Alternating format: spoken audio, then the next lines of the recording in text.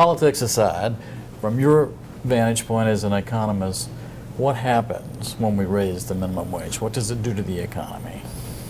Well, it has a bunch of different effects, and some will be positive and some will be negative, depending on your vantage point. I mean, if we raise the minimum wage above the current 7.25, say to the 10.10 that's been talked about, it certainly will cost some jobs. Some employers will do without workers. Some will find technology solutions instead of workers. CBO estimated 500,000 workers would lose their job as a result.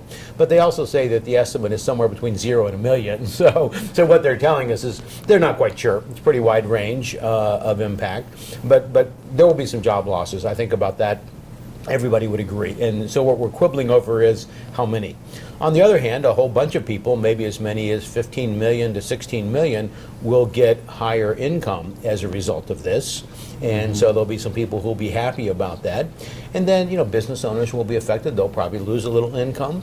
And you and I, who aren't affected by the minimum wage in terms of our earnings, will see a small decrease in our real income because prices will rise just a little bit to reflect those higher costs. And so there's winners and losers through the economy. On net, increases income for people who keep their jobs and reduces the number of jobs. Well, generally speaking, when the politicians talk about raising the minimum wage, is the purpose to stimulate the economy? Is it to bring people out of poverty? What's kind of the goal? Yeah, I think most of them are focused on trying to help a group of people get out of poverty. And of course, one of the things that's confusing about the whole issue is that being a minimum wage worker is not the same thing as being in a low wage or low income household. A significant share of the people who are below this $10.10 are people like teenagers who live in upper middle income households. And so it's not that all of this goes to households that are low income. The estimates are that maybe 20% of the increase in income that will take place will accrue to households under the poverty level. So, but I do think that's what's in people's mind, is the notion of we're going to help get people out of poverty as a result. It's hard to make a case that it stimulates the economy. It does, of course, put some more money in people's pockets that they might spend, but it takes it from somebody else's pockets, and I think the stimulus effects would be pretty small.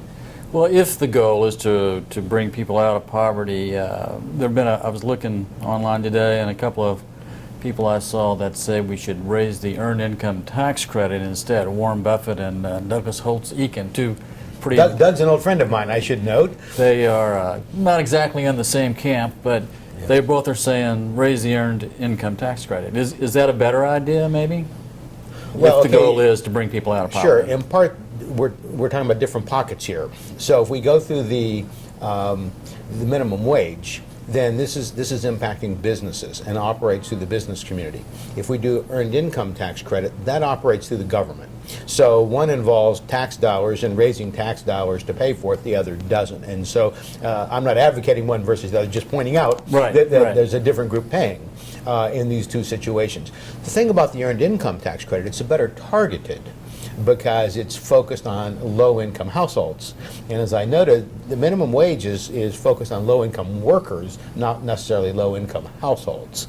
And so that helps in terms of the earned income tax credit. It takes into account the household's income, at least the taxable unit's income, in making this judgment. It links it back to family size, with the presumption being that poverty level is higher for bigger households. And so there are certainly a lot of advantages on the earned income tax credit. But if that's the direction we go, presumably Congress would look for some way to offset the implication on the deficit. And so hard to know how that whole thing plays out when we take that other side into account as well. Well, as we've seen in recent weeks, there have been a number of states that have taken up this issue. Tennessee didn't see fit to raise it. Is there a difference in state economies versus the national economy, and how raising the minimum wage will impact business or impact the state economy? Well, there's only 5 states that don't have any kind of a minimum wage, of which we are one. I think there's 21 states that have a minimum wage that's higher than the existing federal. And so, it's a mixed picture across the country. One of the things to not quite answer your question yet about this whole issue is that how minimum wages impact at the local level depends on where you are. If you're in New York City, I'm betting there aren't many jobs at $7.25, and so I'd say you're probably right. yeah. So raising it from $7.20 to $8.25 probably has no impact at all. On the other hand, if you're in Newport, Tennessee, you may find some jobs at 7.25. So raising from 7.25 to 8.25 makes a difference. The point is where you are geographically and the size of your economy, the cost of living in the area you live in. All these things will be a factor in what wages are likely to be in terms of prevailing levels and whether or not this even comes to play. So it's in many cases is often more of an issue in rural economies than it is in large cities. And so, then when we start talking about states, states are just very heterogeneous places. There's some big cities, with higher wages and some rural places with either slow economies or just low cost of living where earnings tend to be lower. And so even within a state, you're going to get some diversity of how that plays out. So the impact can be very localized. It is, I think, mostly a localized situation. I mean, these aren't jobs that we're seeing a lot of migration normally to the job. If we look at who migrates, they tend to be better educated, younger, higher income people, and so it's not that I'm going to migrate to New York City if you raise the minimum wage by $1. And so the impacts are much more localized, and in that sense of the word, you can get the notion of why it might make more sense actually to do some of these at the state level rather than nationally. There's different economic conditions in different places. This the $10.10 or the increase to $10.10 that's been proposed by the president, and some states are looking at that.